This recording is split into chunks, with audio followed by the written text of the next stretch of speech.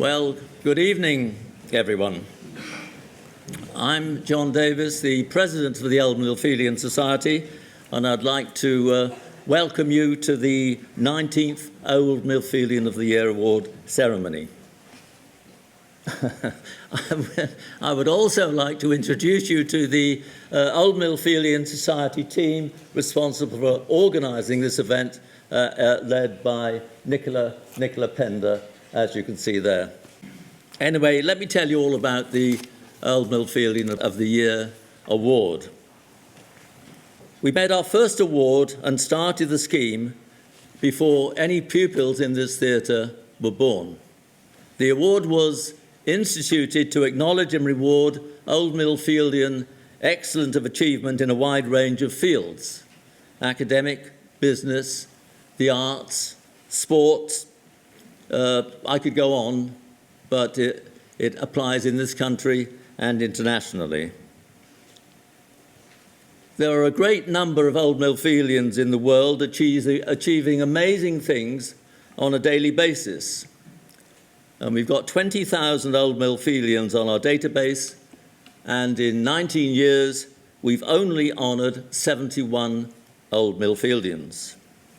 Thus, for these 5 Old Millfieldians to be selected for this year's awards is a colossal achievement. Over the years, we've honoured Old Millfieldian authors, auctioneers, international sportsmen and Olympic champions, media personalities, theatre and film directors, including Oscar winners, cabinet ministers, and I could go on for another 5 minutes. However, the list is long, it's impressive, and you can see all 71 of the awardees' photographs on display in the dining hall, where there's also a description of their achievements, and I do commend you to go and have a look at that. As always, pupils' votes have been critical in the selection process, and we thank you for that. Anyway, let's get cracking with this year's most worthy awardees. We're starting first with Edie Jackson, who was the sixth form choice, and his award is in the charity category. Ed will be introduced by John Mallett, his rugby coach, and John Brimacombe, his housemaster.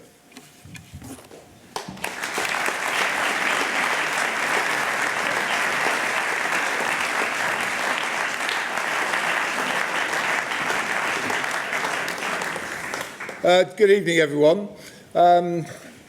Real interest for me hearing John speak there. I think those who in the room who definitely were born at the start of the OM's Awards will realise that's the shortest John has ever spoken for. I think that says an awful lot for Nicola, who's in charge of this evening and making sure that everyone sticks to script, says what she's told them to say, and get the timings right. So we need to press on. I also notice, and I'm sure you will have picked up on that, John's impressive list of Old Millfieldians and their different career paths and wonderful things they've achieved.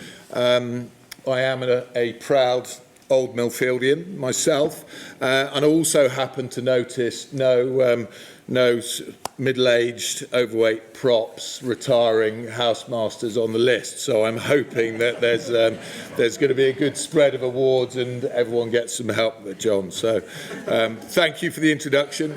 Much more importantly, tonight, and my bit is about Edie Jackson.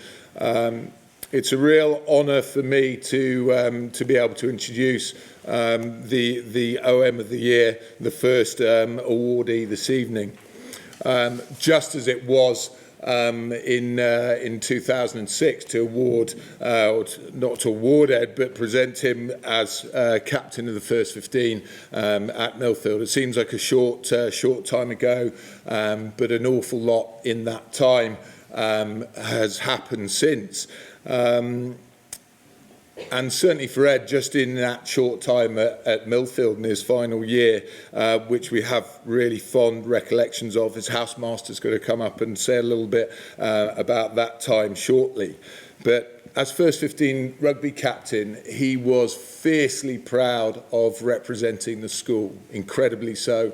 And on a number of occasions, he was able to share that when he came back as an immediate old boy, but also with his teammates. He was also fiercely proud of the friendships and his mates that he represented as captain of the rugby team.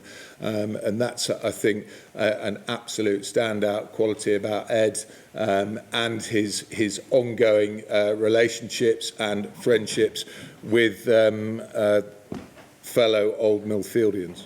Not least his wife Lois, who sat next to him. Welcome Lois as well this evening. As a schoolboy, Ed faced injury, and I have a memory of sitting with him on Butley Fields, where lots of the boys and now girls will have played some rugby. And Ed was sat on the field with a dislocated shoulder. He had a recurring dislocated shoulder. It happened a number of times when he was playing rugby.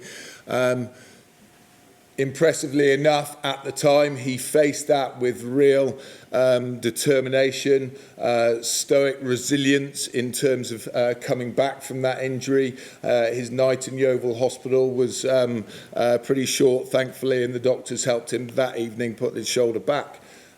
He was very determined around that time of coming back, and in fact, as you can see from here, he came back to have an impressive career as a professional rugby player.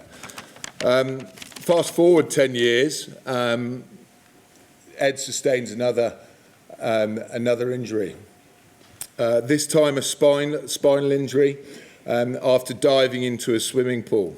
A life-changing injury where doctors feared Ed would not be able to walk again. He has learned to walk again in that time, only 2 years ago. Also in that time, he's married Lois. He's become a TV presenter and climbed mountains. And as such, I'm delighted that Ed's here this evening, and those things he's achieved just in that short space of time are an absolute inspiration to us all. We'll hear a little bit more about his life at Millfield now from his housemaster, John Brimcombe. Ed, congratulations. It's wonderful to see you and Lois here tonight, and we'll hear a bit more from Brim.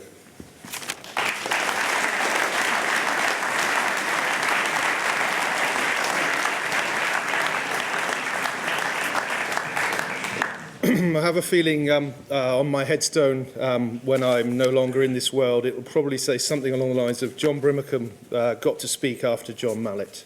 Pretty much in every situation, that's how it works. Ed just went over to shake Ed's hand and say hello to Lois, and he said to me, do I need to be nervous? And the truthful answer, if I was being truthful, would be absolutely, Edward, you need to be nervous. If I'm going to stand here and tell the truth about your time at Millfield, I would be telling some fairly interesting stories about his polite mischief or really naughtiness at times. I'm not going to tell those stories because I choose to blame his best mate, a lad called Tom, who can't be here to defend himself, and so we'll blame it on Tom, Ed, and I'll move on to other aspects. A few years ago now, when Ed was being treated for his injuries, Mr. Mallet, myself, and Mr. Lewis Williams, who's in the audience, nice to see you here, Louis, as his rugby coach and his housemaster and his group tutor, decided that we would go to Salisbury to see Ed. And we had a lovely trip up to see him. He was a reasonable distance through his recovery, but he still had a fairly long way to go. He was incredibly positive. He was incredibly happy. And he really made a very big thing about the fact that what had happened to him, his loss of his movement in most of his body, had actually taught him a huge amount about what was important to him and what was important in his life. As we drove back from the hospital, I reflected really on whether that was a surprise to me, in terms of how Ed was coping with what was happening to him and what had happened to him. And I had to say, no, it wasn't a surprise to him. Ed was a very positive person throughout his whole 5 years at Millfield. He was a very popular, a very gregarious, a very wholehearted young man. He loved the company of his friends more than anything else, and to be quite frank, they loved the company of him. Quite often for the wrong reasons, but we'll forget about that bit. My next memory of Ed is as his rugby coach. I used to coach the under-14 team as it was then, the year 9 team as it is now. So I coached Ed at year 9, and then I got to coach him in the first 7 at Millfield. Now, I get asked an awful lot, having coached the first 7 at Millfield for a long time. I get asked an awful lot about which is the best player you ever coached, and that wouldn't be Ed.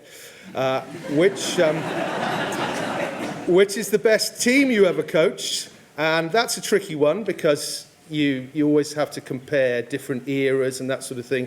But I'm going to stand here today and say that I think probably, if I had to, I would say that the team that Ed played in his lower 6th year is the best team that I ever coached.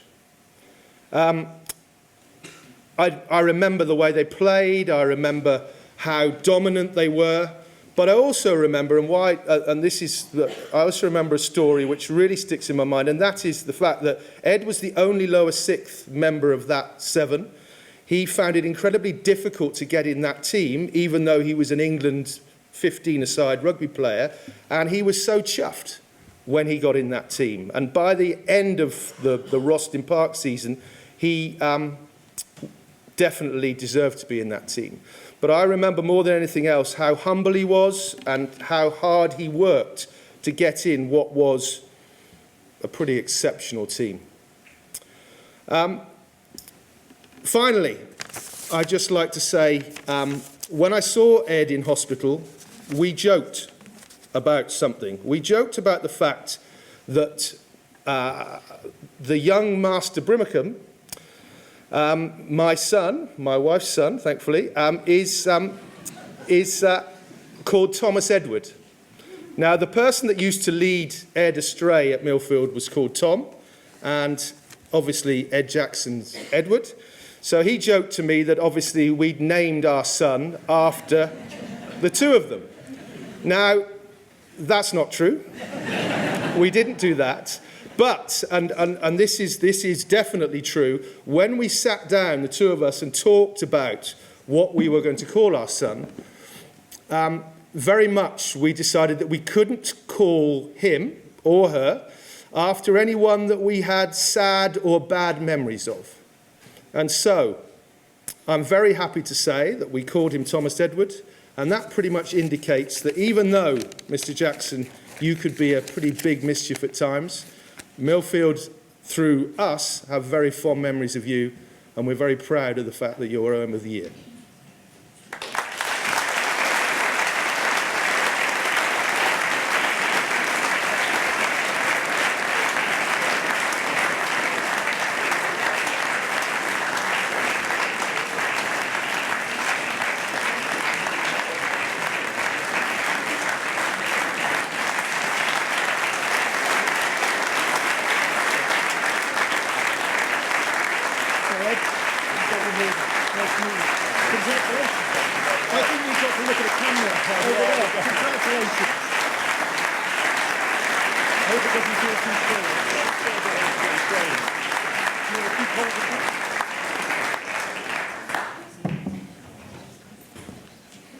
Good effort clapping for that long. I used to be a bit quicker than this, honest. Even if I couldn't get in wasn't the best sevens player Mr. Brim ever coached. This is bizarre, really. I was saying earlier to a few of the staff that the last time I was stood on this stage, I was an 8-foot bear, and I had Wonder Woman to one side, Superman to the other side, and at least a couple of the other rugby lads cross-dressed a bit further away. Fortunately, it was the talent show. It was the jock dance, as we called it then, and that was 12 years ago today. It's fair to say a lot has happened since then. I mean, that was probably one of my last memories of my time at Millfield. But as I'll explain in a second, Millfield does stay with you for a long time. I mean, I'm married someone, so I hope they stays with me for a while. But one of my earliest memories was driving up the drive to Walton House, absolutely petrified. And Mr. Brim probably worked this out because we got to know each other very well. But I wasn't, I did used to act up when I was younger, as he touched on. But a lot of that was down to nervousness, really. When I was younger, me and my brother, we lived out in the country. We were a day pupil. I was very much a mummy's boy, really. We only had each other's company. And I was into individual sports. And in that respect, I felt nervous around new people, in new teams. So the idea of going to a boarding house was pretty terrifying. What made it worse was me and my brother used to be, for want of a better word, a bit feral. We used to run around the garden, setting fire to things, climbing up trees, and my mum would probably say some things haven't changed. However, when I got to Millfield, I was petrified. When I got to the thought of a boys' boarding house was petrifying. 50 new people that I didn't know. It was made worse by the fact that my mum worked out when we were younger that the only way to control us was to threaten us that we were going to have to go to boarding school. She used to make us go upstairs, pack our bags, pick one of our teddies, which was absolutely nightmare because I had 3. I still think that's borderline child abuse. And wait by the door for the van to come. So that was still instilled in me 5 years later when I was driving up the drive to Walton House. I walked upstairs to the top room, it was like an attic room, dumped my bags down. There was a giant Welshman called Tom, who's been mentioned today, and a little Sri Lankan guy called Steph. And that was it. 24 hours later, I had 2 best mates. And my time at Millfield started there. As years progressed, the team sports, the friends, the mixing with everyone brought me out of my shell, made me more confident. Probably didn't seem that way, that I had changed much, but personally I think I calmed down quite a lot, didn't act up as much, selected up a little bit. But it basically moulded me into who I am today. A huge part of that for me was Mr. Brim. He taught me, I was terrified of him, to be fair, to start. I was only about this big when I turned up. He got a little bit less scary as I went through the years and eventually stood eye to eye with him. But I've never had more respect for a man in my life. My dad, obviously, is amazing. I love him dearly, but work naturally took him away quite a lot. And Mr. Brim filled that void when I joined Walton House, and it meant a huge amount to me. So between him and my nightmare friend Tom, they really did make a huge difference to who I was. I went from that nervous kid who had to act up in class to someone who was quite relaxed, and I feel, hopefully now, quite well-rounded. I didn't really appreciate it at the time, but 2 years ago, when I woke up in intensive care and I couldn't move anything from the shoulders down, all of those things came back, and I managed to put things in perspective. 5 years previously, sadly, we lost Tom. He was my best friend since I moved in 3rd year. It was a horrific accident, and at the time people said, look, what doesn't kill you makes you stronger. And I just said, yeah, whatever, this is terrible. How can this be good in any way? I didn't listen to them. But when I woke up in intensive care, I realised, do you know what, actually that did make me stronger. No matter what happens from here on out, it won't be as bad as that moment. And from that perspective, I managed to spin things round and look at it in a positive outlook. And I started progressing from there because I put it in perspective. And even though my body had been taken away from me and my identity as a professional athlete, the one thing that no one could take away from me was when I looked around the room every day, I had a room full of friends and my family, and a lot of those friends were people who I was sat with in upper sixth or were on this stage with me before I left Millfield, and they're still some of my best friends to this day. And I know both Mr. Mallet and Mr. Brim explained that I did love my friends and I was quite sociable, and for me that's what Millfield was all about. It's an exceptional school in what it can teach you and what you can learn both academically, sport of course, but it's the relationships you build. You don't appreciate whilst you're here how special most of the other people around you are. You look to your left and your right now. Some of those people could be friends for the rest of your life, and they've dragged me through some really, really tough things in my life, and they mean a huge amount to me. And for that, I will never forget this school. I mean, as I said, I married one of the pupils, so hopefully I don't forget it. But for me, the most important thing is the relationships you make here. It's not what you learn, it's who you meet. Hold on to those friendships, because they're what's going to matter when times get tough. Thanks for the award. It's amazing.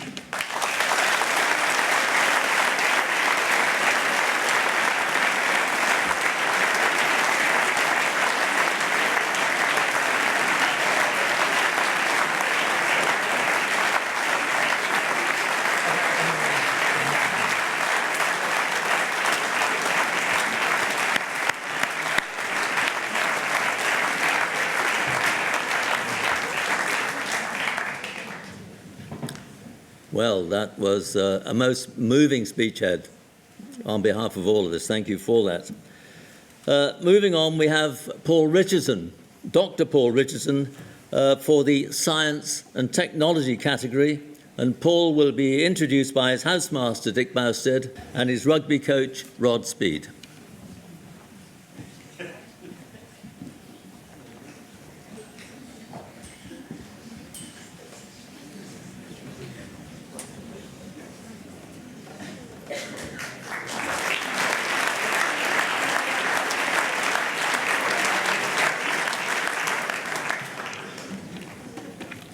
It's one of those, in large house meetings. It's a strange feeling to be up here now after such a long time away from the houses. Paul Richardson. Yes, he's there. But when I knew him, he arrived at the house with a tousled hair and a cheery smile, rather like that. I've continued to bask in his glory, in his eminence, shall I say, throughout the last 15 years, I suppose. It should be wearing off by now, but I'm still thoroughly enjoying it. What an amazing, successful chap he is, as you see by this behind me. And those who came to the lecture last night will also be... We were stunned by the performance last night, in a very nice way. Yes, but I've been advised not to present him as a paragon of virtue, because I'd be boring. So here we go. He arrived at Orchard House, I think it was David Presswich and Chris Courage, and other reprobates as well, as a tousled-haired chap, but a cheerful bundle of vigour. I'd looked at his dossier before he came, and to find that the previous headmaster, he came to us via Ferndean Prep School, and also then to Millfield Prep. Then he came down to Orchard, as I say. His Ferndean chap, headmaster, said, cheerful extrovert with firm ideas of his own. He had a prize in art, which surprised me, and he was indifferent to maths, which again surprised me. Millfield, the Millfield Prep School head, very good all-rounder, a future leader. He was damn right, wasn't he? Absolutely. I searched a bit further into his Millfield dossier and found further flaws, by the way. Timekeeping awry, very forgetful, and he's rejected first time as being a school prefect. So these are the bad points I'm giving now, you understand? But it does get better, Paul, wherever you are. It gets better in the sense that other reports said tremendous worker, hugely resourceful. Yes, I'd go with that. Superb supporter of the house, did all sorts of things. Nothing was too much trouble for him, from rugby, athletics, debating, producing the house plays. He shared a dome with a like-minded character called Grayson McMullen, an American guy. Both had very adventuresome mothers. Dorothy, Paul's mother, was a medic in Jeddah for a number of years. Grayson's mother, well, she had 8 children, and in her spare time, she smuggled Bibles into Russia in the 70s when it was a dangerous occupation. So they lived in a dorm which is always buzzing with vigour and life. When I remember Paul, I think of enthusiasm, charm, powers of persuasion, kindness, compassion, great fun, immense fun, with this great can-do attitude, nothing impossible, and confidence to carry these things out. Well, and also, having all those attributes, he was modest as well. Kindness, that came across in the house. When fellows become head of house, they can get a bit uppity, you know. But he was always kind to them, never patronised them, firm and very good with them. Kindness again. I had a sister, one of my sisters, became terribly ill with cancer. So I rang Paul across in Boston. He spent some time on the telephone to her. I call it sort of palliative telephone call, and he brought a tranquility to her, certainly. So thanks for that, Paul. Right, charm. My wife, Kit, when he was in sixth form, said, well, where are we going now, Paul? What's your next step in life? What are you going to do? He said, medicine, without any hesitation at all. She said, medicine, good. I can see you with that bedside manner as a plastic surgeon. You know, adjusting ladies' attributes and so on. Paul appalled. Oh, no, Mrs. B, he said. No. And thank goodness he did take on a very worthy cause instead of that. Charm again, persuasiveness. With a house play, he was doing a bit of Shakespeare, excerpt from Shakespeare. And he, I forget what the play was now, but he needed a Tudor chest, an authentic Tudor chest, to give the play authenticity. Well, I said, I'm not sure about that. But there's one in town, an antique shop in town has one there. Well, that chest cost between £1,500 and £2,000. And that was a lot of money in the 70s. So he, I don't think so, Paul. I don't think anything about that. Anyhow, then we didn't have the theatre at that time. So we did all these things. All the plays were done in the fencing style. And when the curtains went back on the opening night of the Orchards play, there was that damn Tudor chest centre stage. How he persuaded the antique man to let him borrow that, I don't know. And how he got into school, I don't know. I didn't ask questions, no. So he's a pretty sort of persuasive guy. His charm stalled on one occasion. His charm stalled, certainly, not with me. In those days, the fifth form and the sixth form were obliged to stay behind after examinations until the final day of term. They'd have a week off, then come back and do various things. Well, people got into it was a difficult time for staff and for pupils, because it's time for mischief and that sort of thing. I'm afraid Paul succumbed to mischief on one occasion, perhaps more, so I don't know. But I had a 2:30 in the morning telephone call to say that Paul had been caught on campus. Yes, oh dear. And then, shortly after, another telephone call from the headmaster saying, I request Paul Richardson's presence it must study at 8 o'clock in the morning. Well, okay. And I went along as prisoner's friend. Professor Richardson was the prisoner and I was the friend. I rather like that idea. Now, the headmaster at the time was Mr. Atkinson, Mr. Colin Atkinson, a man of considerable standing and presence. He'd been an army officer, he was captain of the Somerset County Cricket Club, secretary of the Test and County Cricket Board, and he became chairman of Harlech TV at the time. So Paul had to explain why he was on the campus at that time. He was doomed, of course. He was doomed. He had no chance of explaining.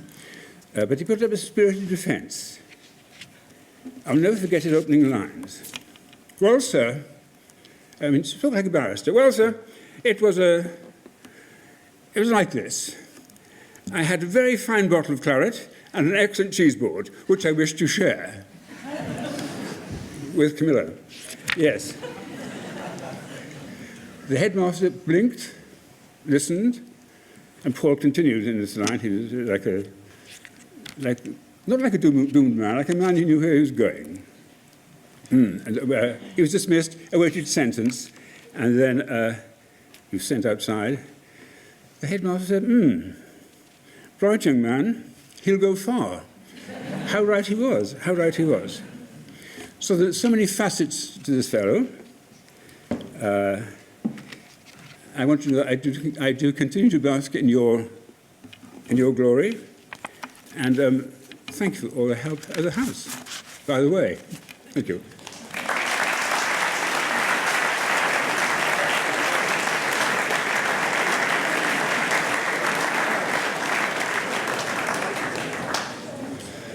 It's going to be tough following that, isn't it? My goodness. Never mind. I'll do my best. Although I'm aware that Paul was a very academic young man, my main recollections of him, of course, are on the rugby field. But I have managed to contact some of his friends as well to help me out, because it was an awful long time ago when he was here, you know. Awful long time. At the prep school, he received a 4-star athletic award and was mentioned as one of the one of the 3 boys in the under-12 team as showing great promise. And that proved to be correct. Now, despite his heavy academic commitments at the senior school, he was first choice prop and was good enough to make the final England trial at under-18 level in his final year, which is some doing. What was remarkable, he was not particularly large, certainly not by today's standards, but he worked very hard at his game. He was a strong scrummager, he was fit and quick, and an effective performer in the loose, and a very, very good team member. Never missed a training session. His warmth, personality, his determination to do well made him a pleasure to teach. It was great. Paul's rugby credentials are very impressive, and his love of the game was clear as he played it well into his 30s.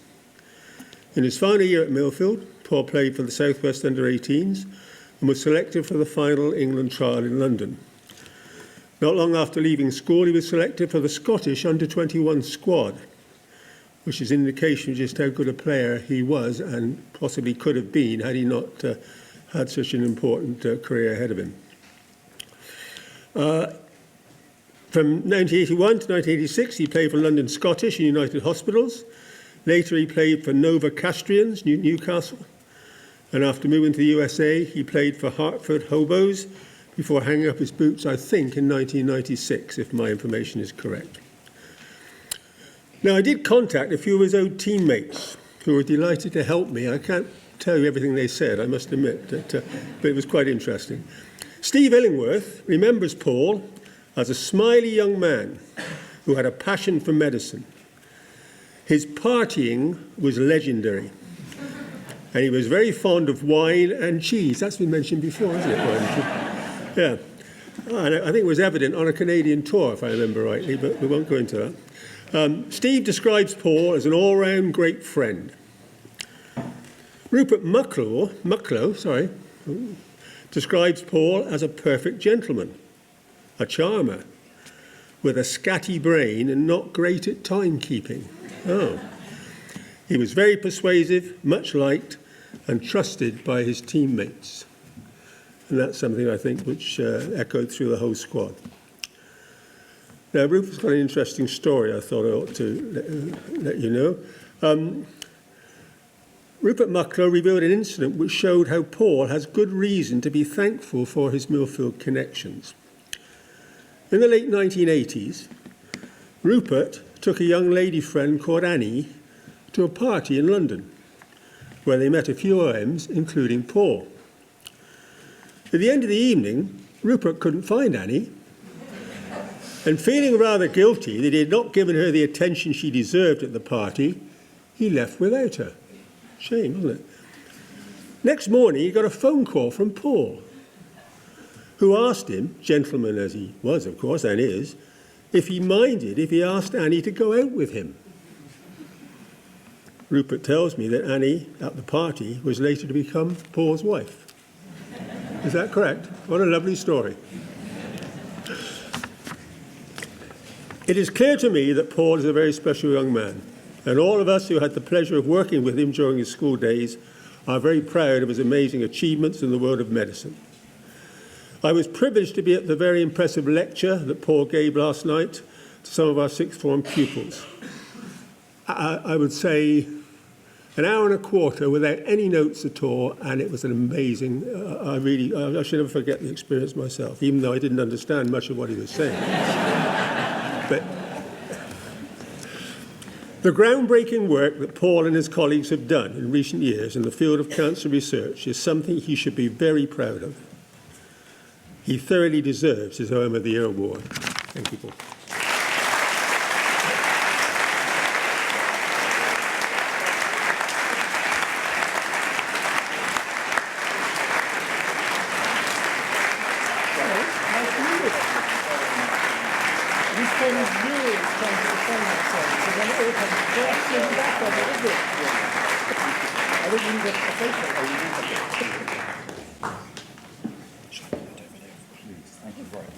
Thank you very much. Well, ladies and gentlemen, what an absolute privilege and honour to be with you tonight. I don't know quite where to start, actually. A beautiful speech from Ed. Thank you for kicking off the evening so beautifully. But most importantly, I want to thank Richard Bowstead and Rod Speed for so kindly encapsulating in a very few words, actually, what an extraordinary experience Millfield was for me, because I want to pick on something that Ed said, because it resonated with me.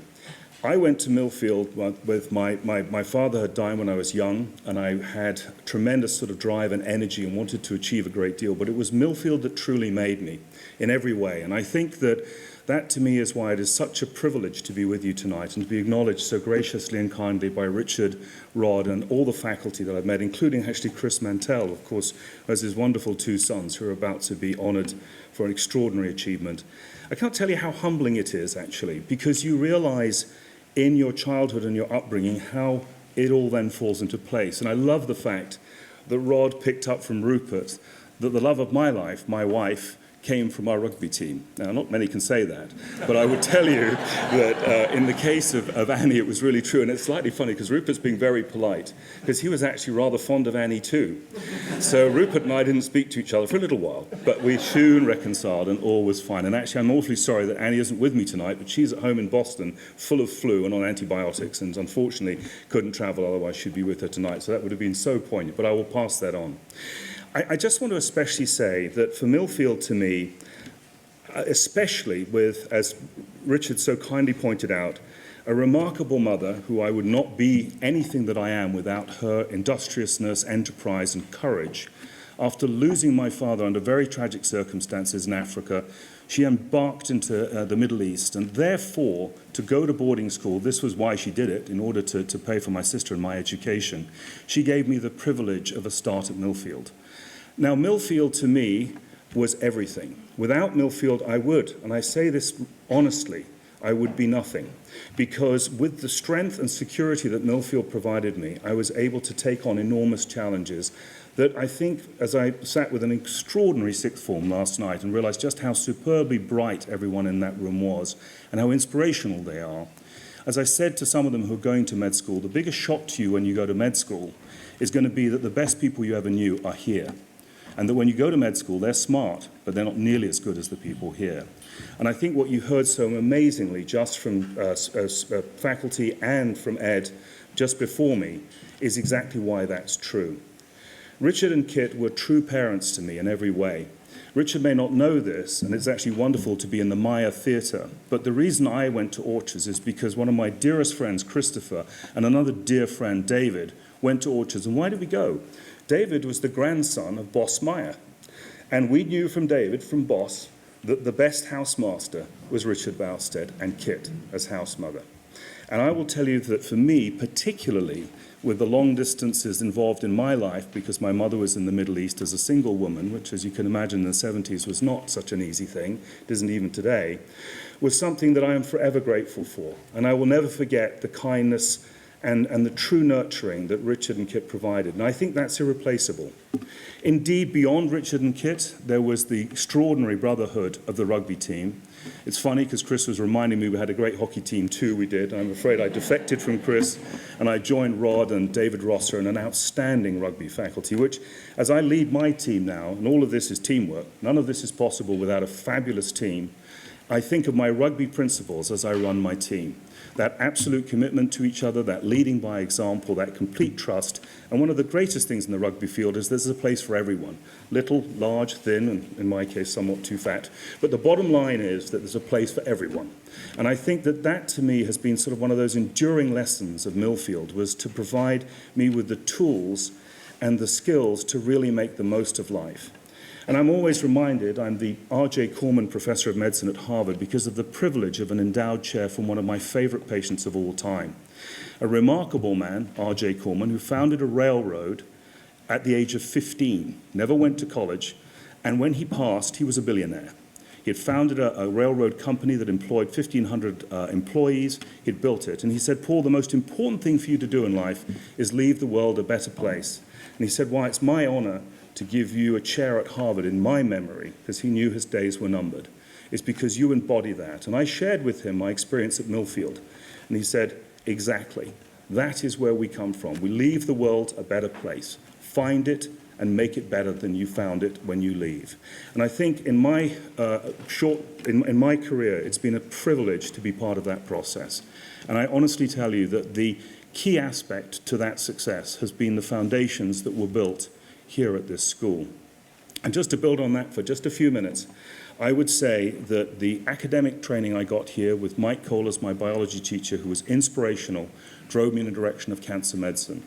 My mother's own career as a nursing director introduced me to medicine, but it was the scientific vigor and depth at Millfield, as well as that sort of can-do philosophy that made all the difference. It was the extraordinary support of Richard and Kit Bousted as house parents. It was the incredible experience on the rugby field and all that that taught me that gave me the sort of energy and drive to be able to do this. And above all, to have the courage to take it on. To realize as we look, particularly now, in a very difficult and challenging world where everything seems to be at 6s and 7s, that actually the impossible is possible and you can do it. And I love the comment Ed made, which is as you look to your left and to your right, those will be your greatest friends and partners. And believe you me, that's true. It's particularly lovely for me to have a great friend of mine, Christopher, and his wife Alex in the audience. We've known each other for, oh goodness, it's got to be 40 years. That's the kind of friendship and partnership that you have. And from that comes everything else, our families, our loved ones, and so on. So I'm also reminded by another point that blessed are the brief, and I'm going to just simply close by saying an enormous thank you, and in particular to Richard, to Kit, and to Rod, and especially to John and the Old Millfieldian Society for giving me, frankly, against the backdrop of this, truly the greatest honour I've ever had. Thank you.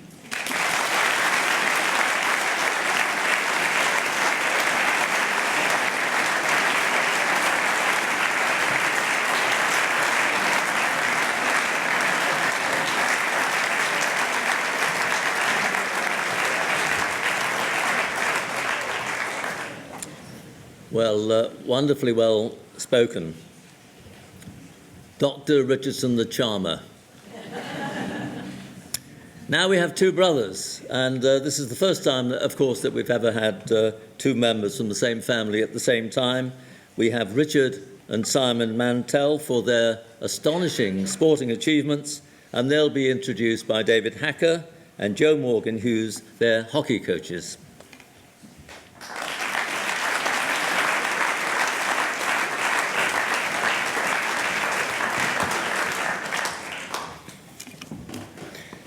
Thank you, John. It's a huge honour, and we're extremely proud to talk about Richard and Simon tonight. I'm going to talk a little bit about the senior school, and Joe is going to talk a little bit about the prep school and how they kind of made their way through those two schools. The slides you're going to see behind are kind of a very tangible way of looking at how successful these two have been.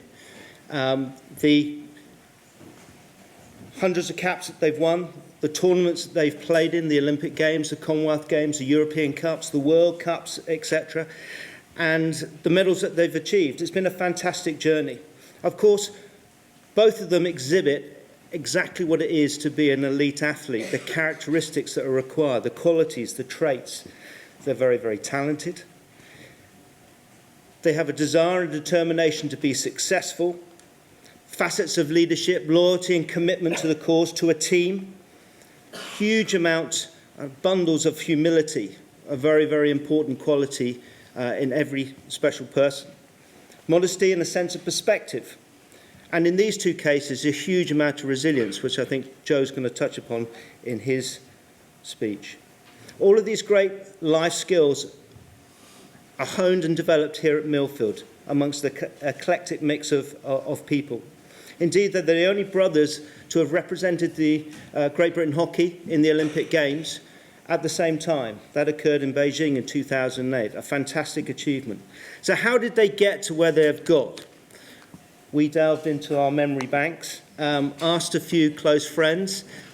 Like the others that have spoken, most of the stories that we were given we cannot share with you tonight, but we will endeavour to try and entertain in a different way.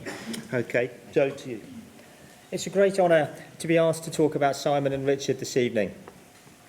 This is an appropriate time to thank them both for their continued support of the prep school and the senior school.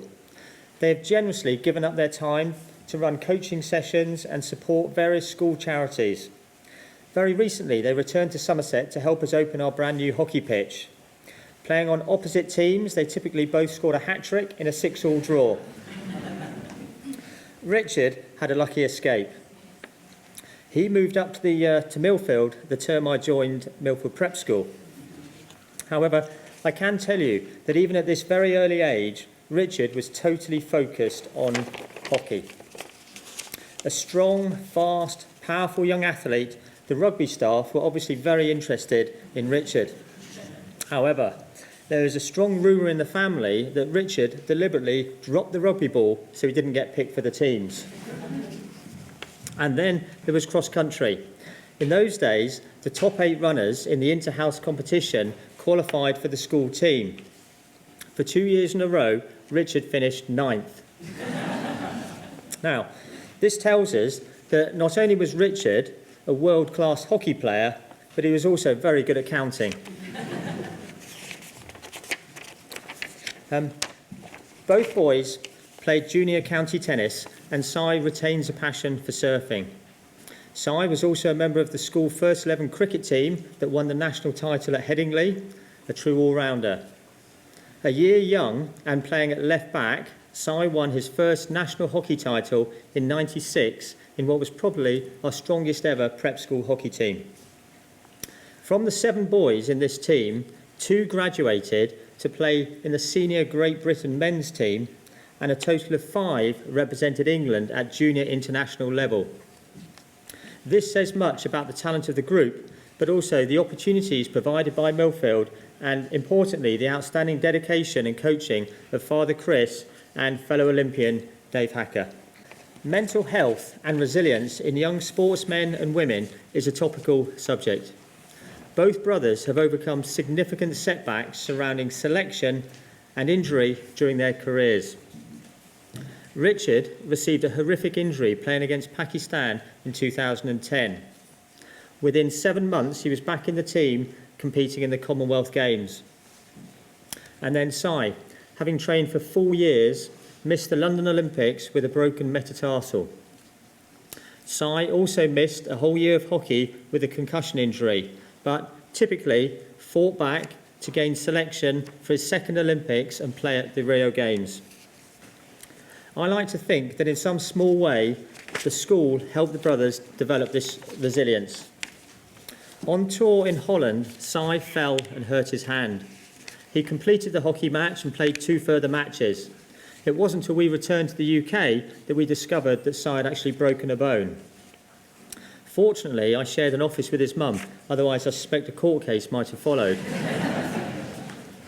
In his last year at the prep school, Si moved into attack and started to score a huge number of goals.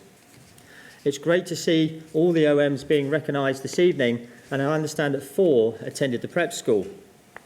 I would also especially like to mention Ella, who spent 2 years in our boarding house at Hollies. Ella was a swimmer and needed to be up early in the morning, but trying to encourage her to get to bed on time was not an easy task. So while Si, in his last year at MPS, scored an amazing 38 goals, by a remarkable coincidence, I can confirm that Ella used to average 38 minutes in the bathroom every evening cleaning her teeth. It's with great pleasure that I hand over to Dave.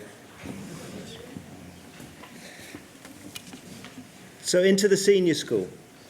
I'd like to read you a very short extract from an email I received from a close friend of Richard's, Wes Durston, who in fact was one of the finest hockey players as well to play at Millfield, and went on to play county cricket, would you believe, for Somerset and Derbyshire for about 15 or 16 years. So again, another sportsman of some repute. It was clear that Rich was a step above the rest of us at hockey and carried the team, but some things stood out, such as his modesty. He never got ahead of himself in that regard. His patience. He was very patient with the rest of us, and especially the weaker players, as he understood that everybody is different, but also the importance of team. His work ethic. He wanted to be the best across the board. That made him very driven. And of course, his height, his reach, and his physicality were real strengths on the pitch, but his mobility and lack of pace were a concern. He worked tirelessly on them to get as quick as he could. Shame he didn't work harder on his dancing, as he still can't do that. Wes also reported one of the finals that they both played in. In the National Indoor Finals of '98, the team had received a red card against Repton and were 7-1 down, as well as a player down. Richard took it upon himself to score 6 short corners to draw the sides level at 7-all. A remarkable achievement.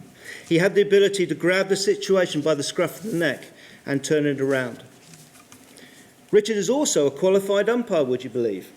And whilst at school in Year 11, he officiated the Under-13 National Hockey Final. He continued to try and umpire whilst playing for the rest of his career.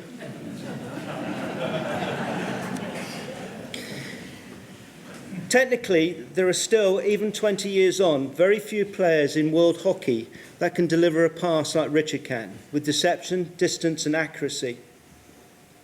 Indeed, his abilities and talents were recognised by being named in the FIH World 11 back in 2006.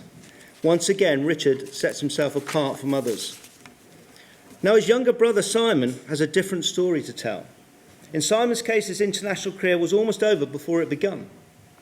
Whilst on holiday in France, Simon received an invitation to attend an England under-16 trial. The decision was very much his as to whether he made the journey home, which he decided to do. Chris, his father, dutifully drove him the 5 hours back to Roscoff to get the ferry. Unfortunately, Si was underage and couldn't travel back on his own, and Chris had forgotten his passport. Chris proceeded to ask waiting passengers whether anyone would be happy to accompany Si back across to England. A hand went up, and young Simon went back across the channel with a complete stranger. A child protection issue if ever I saw one. But of course, the trial was successful. Si went on to captain England under-16s, and the rest, as they say, is history. At school, Simon naturally contributed to Millfield's successful run in the national competitions, winning the under-14 title twice and captaining the first team to under-18 national title in his final year. At one time, and not many people can say this, nor can schools boast this. But Simon featured in an international forward line here at Millfield. Simon, a two-time Olympian, played alongside Sebastian Dragoon, who went on to play for Germany, and Ian Haley, who played for South Africa in the London Olympics in 2012. A phenomenal forward line, terrorising opposition defences all season. But surprisingly so, they were knocked out of the regional final that year. The vagaries of sport. Indeed, Simon and Sebastian went on to captain their respective nations at under-21 level and played against one another in a tournament in Malaysia. He is a talented all-rounder, as we've already heard. Do not play him at golf. In recent times, he teed up with Justin Rose at the BMW Pro-Am event at Wentworth, with Millfield's very own Karen Nichols on the bag. When coaches look at a blueprint for a top-class striker, they would not look much further than the skill set and psychological attributes exhibited by Simon. His international career highlighted his goal-scoring attributes around the world against some of the best defenders and the best teams in the world. And from my perspective, he's the most intelligent hockey player I've ever had the pleasure and privilege of coaching. A subtle appreciation of where to move and when to move, the timing of those movements, fantastic. But he also knew when to bring in other players within the team. He really had an influence on performance all the time. It was no wonder that he was bought in the players' auction by Mumbai Magicians, difficult to say, easier to play for, I'm sure, Simon, but in the hockey equivalent of cricket's IPL in India. He also challenged himself playing for HGC in Amsterdam, arguably one of the best clubs in Europe, probably in the world at that time. Naturally, becoming an Olympian or representing your country at the Commonwealth Games are all defining moments in a sporting life, but probably the pinnacle of Richard and Simon's international career came in 2009 when England finally conquered all the premier teams in Europe by winning the European Cup.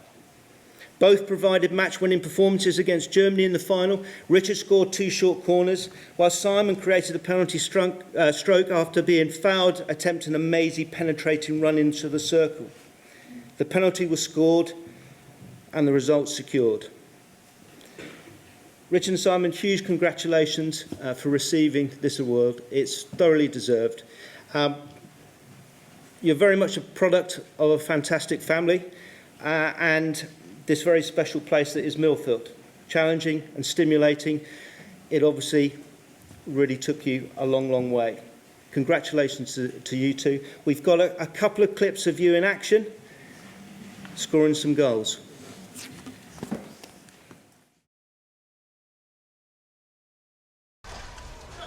Hustling from Matthew Daley, and it's set up another England attack. It's in! What a great goal! Terrific strike. And Middleton came forward, found Mantell. He had 2 players around him, worked cleverly there. And then this is the bit that I think was very clever. Fell over and played the ball under his body with one hand. Brilliant bit of skill by Simon Mantell. Matt Daley for a run. Mantell reverse stick. Oh, sensational goal. Belonged to England, and from the last one, that man, Richard Mantell, gave them the lead. Those who wait. Here it comes. Another goal. And England's short corner routine is doing the business. England leads South Africa by 3 goals to 1. And here's why. Driven in by Rob Moore. And Richard Mantell on the end of it. Again, top right-hand corner. And very little South African defenders could do about that. He will take this one here. He does, and he scores. Anything that Zeller can do, Richard Mantell can do as well. Of Mantell. It's gone for Mantell, who shoots. He scored again. England are ahead. Incredible stuff here. Corner by Mantell. Look at how smooth that is. Beautifully placed. It had power. It had the accuracy. And very difficult to save. Kirkham once more. It's a change. Oh, that's a beautifully worked goal scored by Simon Mantell. Corners from England. India expecting a direct strike. Defending particularly well. No, and there's another good example of it as the ball comes across and it's deflected home. Again, it's a second for Mantell. Who's doing what a predatory centre forward should do? Get low, look through the sea of legs so you can see the ball coming. Let it hit your stick. Don't try and do too much with it. Get in that dangerous position. There you go. Kindler with no chance. Jackson it is this time, takes it low. And there was a deflection. There goes the follow-up, and England have scored. It's Simon Mantell with the winner. Simon Mantell does it for England and picks up the 3 points. It's got to be now for England if they can keep their cool with just over a minute left on the clock.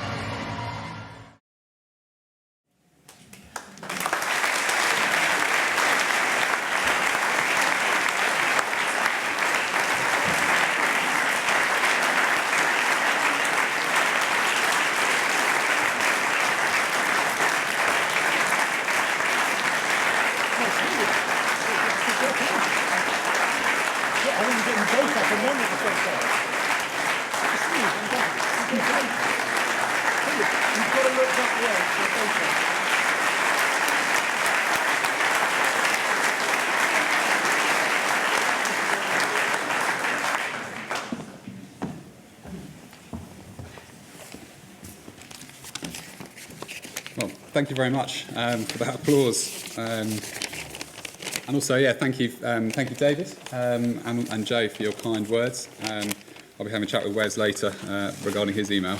Yeah. And also, fantastic to be able to, to see some of those. I was quite surprised to see us looking a little bit younger and in short the sleeves. I'm not sure about not sure what we're thinking there. But yeah, no, thank you so much for us. It is a tremendous honour to be recognised for such a prestigious award. Millfield is such a unique school, as we've heard from so many people this evening. It genuinely is very unique. The facilities are incredible, and the school is always so forward-thinking in its outlook. But it's generally the people that make it special. The lifelong friendships that you make with your peers, teachers and coaches as well, many of whom are here tonight. I was reminded of this yesterday when one of the guys from our school team from '99 set up a WhatsApp group 20 years to the day that we lifted the national trophy. It was fantastic to hear from so many people from all over the world, hear their memories and stories of that day. Again, unfortunately, I can't share any of those with you this evening. However, I would say that beating Repton in that final with that team is still up there as one of my favourite achievements in sport, genuinely. Yeah, and I think, thinking about what Millfield is, I think the special thing is that now, even after you leave school, you still are a Millfieldian, an old Millfieldian. Wherever you go in the world, whether it's other side of the world, whether it's an Olympic hockey pitch, and Hax mentioned some of the players we played with at school, and you might bump into an Olympics, or the other side of the world, or at Twickenham, like I bumped into Charlie not so long ago. And you have that camaraderie, you have that connection because you went to Millfield. I think it's such a special thing, and it's something that has certainly stuck with me, and you probably don't appreciate until you actually leave school. Millfield has had a massive impact on both of our lives, way beyond just our time here as pupils. In fact, our parents met here as teachers back in 1975, and we moved into Acacia while we were at the prep school. Our passion for sport was really inevitable, with our mum representing Scotland in tennis and our dad playing National League hockey, as well as being head of hockey here for nearly 20 years. And growing up in a girls' boarding house right next to the campus, we really had no excuse, apart from the obvious distractions in Si's case, not to become fairly reasonable hockey players. But there's a pitch and putt as well, the other side. And your golf swing doesn't prove that. No. True. So I think that if we take it back to sort of the early days, and Joe touched on them at the prep school. And really, I think the special thing about sport at the prep school was the fact that we were encouraged to play everything that we wanted to. We were never told that we could only focus on one thing, or we couldn't play football one day. We played all the winter sports through the winter, all the summer sports through the summer. And I think that enjoyment of sport is really, really important for the longevity We were lucky to keep playing sport for many years, but we still had that passion because we were able to be, I suppose, sort of multi-sport in our outlook when we were young. The other thing, I suppose, about the prep school, and something that Joe really instilled in all of us, was the fact that you just had to enjoy it. So he mentioned how successful the team was, but really, we weren't really driven by the success. It was more about enjoying the games, enjoying training. I can never think of people often talk about the horrible Tuesday night trainings when it's raining and through the winter. But actually, my memories of training, especially at the prep school, was all about fun, and I think that really stayed with us and set me up, I think, for a future in sport. We're extremely fortunate to have David Hacks, who spoke earlier, join the school as first-team coach during our time here, and it's certainly helped develop me as a player during my sixth form. And at that time, David was preparing for the Sydney Olympics himself as a player, and was still playing down at Canterbury Hockey Club. When I left school, he encouraged me to sign for Canterbury. At the time, I thought he just needed a driver to take him down to training from Somerset, which was quite a big thing. But in actual fact, he made my transition from schoolboy hockey into elite adult hockey. It's completely seamless, for which I'm very grateful. And actually playing with him as well, I learned a huge amount about how to deal with umpires as well.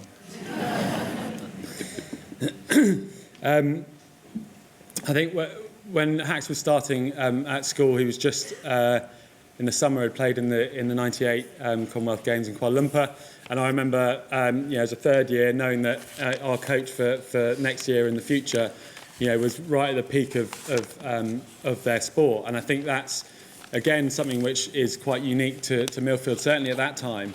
The fact that someone like Hacks, who was still playing and still had aspirations to go to Sydney, which he did 2 years later while he was a teacher, is testament to, I suppose, that that forward thinking and uniqueness of Millfield that has become more widespread through the country now. But I think Millfield was sort of pioneering in that respect. Hacks taught me and Rich and many others of our friends a huge amount. I think the thing which sticks with me is teaching about hard work, and I suppose because I could see what he was going through to reach his dream of getting to Sydney, that was something which inspired me a huge amount.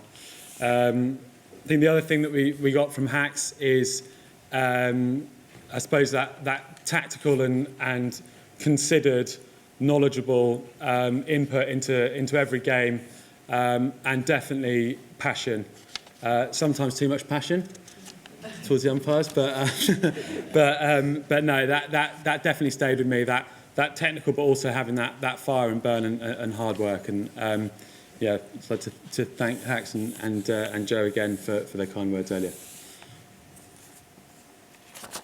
So when we look back at and we start to look back at a time at school, you inevitably think about the competitions and also about the tours, about going away.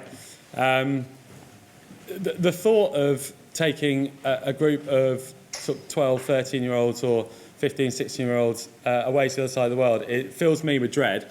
So knowing what these guys do, and not just Hacks and Joe, but other teachers taking groups of school kids away, I'd certainly tip my hat to them. But it's that different experience that you have when you go away, pitch yourself against different opposition.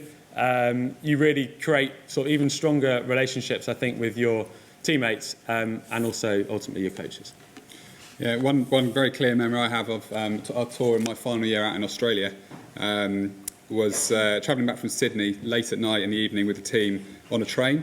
We were all dozing off slightly towards the end of a long day. And one of the guys, Rob Woodhead, was sat in the carriage next to me, and he was sure that as we just came into a station, that he saw Hacks and Rolfie get off, and we were therefore supposed to get off the train. So we all jumped off the train in the middle of nowhere in Australia, only for the doors to shut behind us, the train to pull out, for us to turn around and see Hacks and Rolfie sat in the carriage just looking like this. Where are they going? So yeah, thank you for all those experiences. After finishing international hockey and retiring from that kind of part of my life, my focus kind of shifted to my business career. And I really started to appreciate that the Millfield environment doesn't just give you world-class facilities and coaching that we've talked about to help you succeed on the pitch, but it really equips you for life well beyond that. I now run a distribution business for Adidas and have found that the passion, drive and leadership skills instilled in me during my time at the school are exactly the skills you need to succeed in business and in life in general. Yeah, and I think I suppose I retired a little bit more recently, a couple of years ago, and it's a challenge making that change, and clearly, I think Ed's experience put everything into perspective, and it can be taken away from you so quickly. When you've got a bit more of a line of sight about you're going to stop, it's still incredibly hard, but I absolutely believe that that Millfield prepared me for that transition, because it always, when I look back to the time, we were always driven and I suppose pushed towards trying to add another string to your bow, be well-rounded. And actually, when it comes to transitioning out of one sport to another, or one job to another, or any sort of major life experience, I think having more than one passion, more than one drive, and crucially the people around you that have been mentioned today, the people sat next to you, is so important. So I really feel grateful for Millfield for providing that for me going forward. And then just to finish, I think we'd like to accept this award on behalf of us, but also our parents have been mentioned tonight. We wouldn't be here if it wasn't for them, and we certainly wouldn't have had a career like we saw earlier if it wasn't for them giving us the opportunity to come here and be part of this wonderful school. So thank you to them, and thank you to everyone for this award.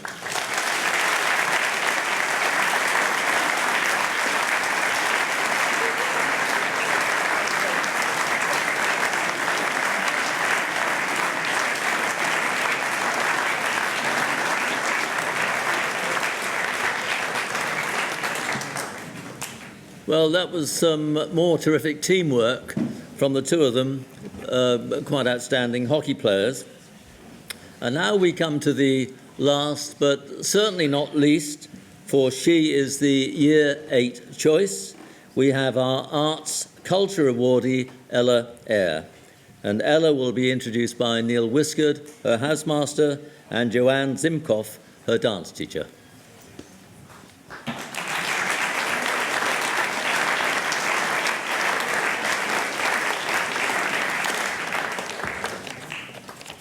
Good evening, everybody. I'd just like to firstly congratulate the Upper Six for being such an excellent audience, so make sure you keep it going while I'm here as well, please. So well done.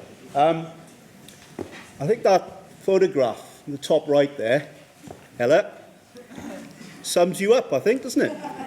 My wife, Anne, and myself were Ella's house parents for 3 years. Ella left, obviously, in 2010.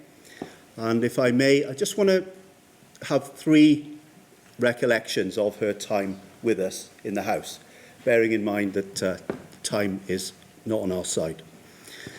Firstly, I'd like to say that when she arrived in the house, she came from the prep school. Mr. Morgan Hughes has said she was a swimmer, she was a dancer, she was an artist. She was a real all-rounder, and I firmly believe that the school did the best for Ella in giving her a scholarship and really allowing her burgeoning talents to develop over a period of time. Within 2 weeks or 3 weeks of being in the school, and I remember it like yesterday, the house song then used to be within 2 or 3 weeks of us coming back. There were frantic rehearsals, there was practices with your brother and sister house, and eventually we met in the tennis centre and we got the thing done very quickly, not at half term like we do now. And Ella said to me, within a week or so, she said, "Sir, I'm going to do something." I said, "What are you going to do, Ella?" She said, "I'm going to do a solo in front of the whole school." I said, "You must be mad, girl. What's wrong with you?" She said, "No, I'm going to do it." And I said, "Are you sure?" I spoke to the head of house. I said, "Has she got the voice to do it?" Well, when we had our turn on the stage, I was absolutely blown away by her voice. It was absolutely astonishing. For such a small girl with a big, larger-than-life personality, her voice was truly extraordinary. And it really did set the tone for her musical career throughout her time at the senior school. And, of course, she has gone on to be a real superstar in all senses of the word. All her tremendous achievements behind me are indicative of the fact of her prestigious talent. But I'd like to share something with you as well. The last time she was at Millfield, I think, she was on this stage. And the reason that she was on this stage is she'd come back to school to give a concert for the upper six during one of their socials, or it may even have been at their ball. And Ella had just had a #1 hit with Rudimental. I think the school saved a fortune, Ella, to be honest with you, by booking you before the #1 had actually became a #1. But she gave of her time, and personally, she came back to the house, to Abbey House, and I know the kids in the house were absolutely bowled over, meeting Ella Eyre, having a photograph taken with her, autographs, the full Monty. She was absolutely amazing, absolutely incredible. So those are things that I will truly reflect upon and remember. But the third thing I'm going to say, and the final thing, it's always interesting, and I did a bit of research, Ella, sorry. This was the Vallette report I wrote for her in the summer of 2010. And I will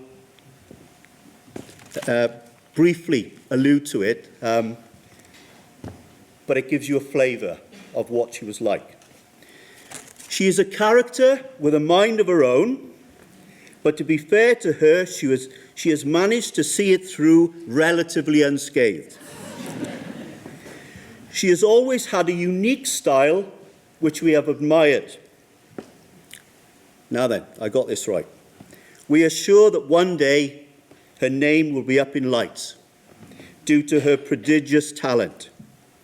In-house, nobody had a bad word to say for her, and a recurrent theme, and despite her innate, laid-back style, she did manage approximately half the roll calls on time. She has over 400,000 Twitter followers. Her musical reach has extended across the world. She's played at all the big festivals to millions of people. She was destined for greatness, but like her mother's cakes, which we enjoyed tremendously, she was naughty but nice. Thank you very much.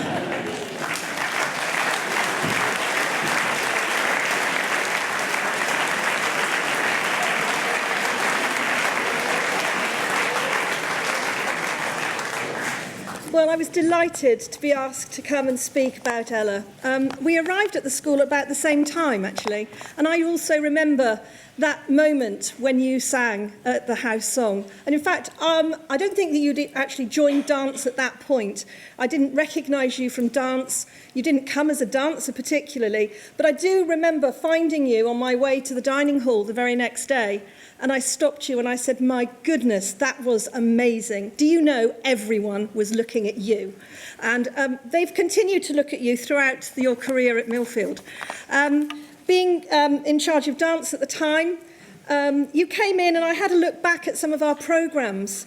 And I see that in 2008, your first appearance with Millfield Dance, you did a dance to The Way I Are, one of those classic numbers. I think Lindsay White was trying to teach you, a motley crew of little junior street dancers. And from there on, you couldn't get enough of dance. It was amazing. By 2010, you were in Bezique. Now, at that time, no junior pupil was allowed to be in Bezique. That was the elite group for the sixth form. But there was no way that we weren't going to put you into Bezique. So from starting off in 2008, doing one little street dance number, by the end you did 2 worlds with Bezique, you did Sweet Dreams with Advanced Street, you did Advanced Modern with a Michael Jackson number, Headlong with Bezique and the Boys. Remember, you're just a year 11, this was not allowed, but you did it anyway. We always, we're sort of thinking about maybe those naughtier moments, those moments when we find someone's individuality, actually. And I think that's one of the things that this school doesn't crush. And isn't that wonderful that we don't actually crush those individual moments? It is a bit more difficult when you're trying to run a dance group, because the tutors would come up to me and say, she's great, but she always puts in an extra move. And everybody's always looking at her because she really is the star on the stage. So we do forgive you that, because you did have your own moves and your own way of doing things, and you continue to have your own way of doing things. Being an individual backstage, I'm sure you remember me trying to sort out costumes, often remembering that people were bringing on the right props or wearing the right things. The endearing thing that has lasted as your heritage really in Millfield dance is the saying I coined whilst pulling up your leotard or pulling down your shorts so nothing too much was exposed, was no bums, no bellies, no boobs. But that was your way of individualising your costumes as well. But, we missed you in the sixth form because obviously you went off to the Brit School. Mark Cooper, who was your drama teacher and your wonderful performance in Bugsy Malone. We saw that you weren't just a dancer. We knew you weren't just a singer. You had the whole, you had the talent across all the disciplines. So we would really congratulate you on everything that you've achieved so far and everything that you will be achieving in the future. So thank you very much, Ella. You've been a joy to know. Thank you.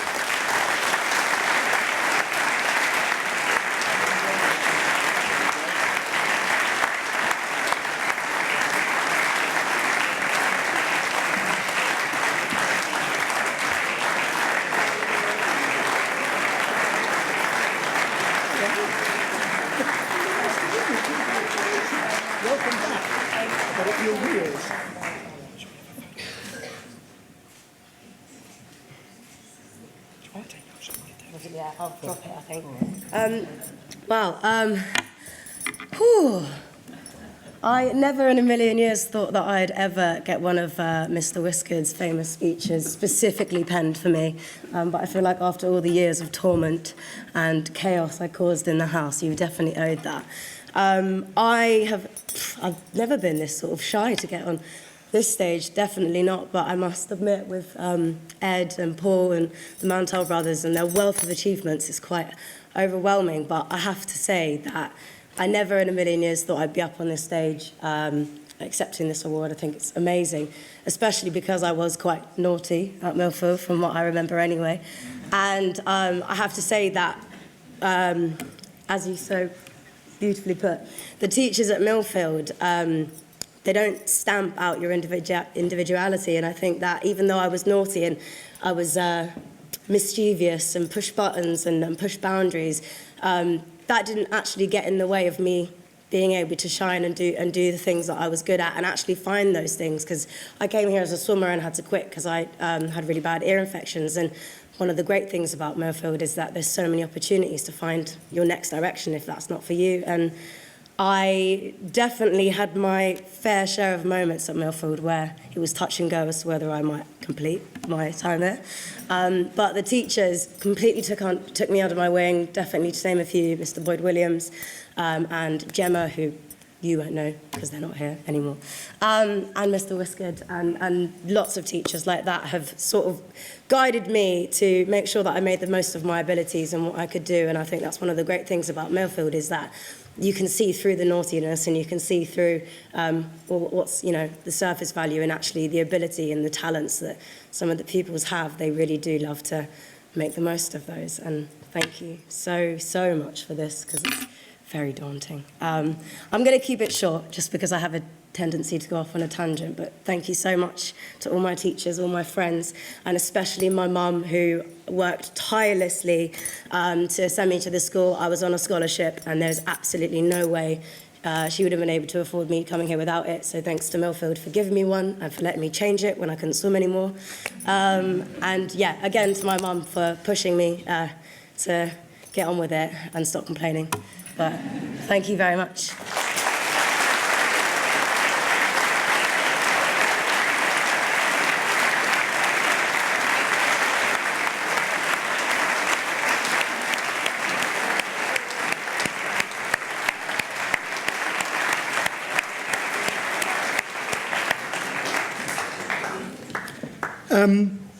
I'm never sure at what point I should stop saying this, but in case anyone is back for the first visit to the school this year, I'm not just the person that brings the awards. I am the current headmaster of Millfield, Gavin Horgan, and it's very nice to meet you.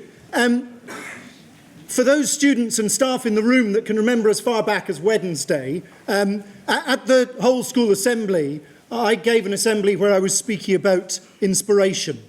And I wonder if you remember that I was exhorting you to look within your own ranks for that inspiration, because it exists in bucket loads within this community. And that's what this is about this evening.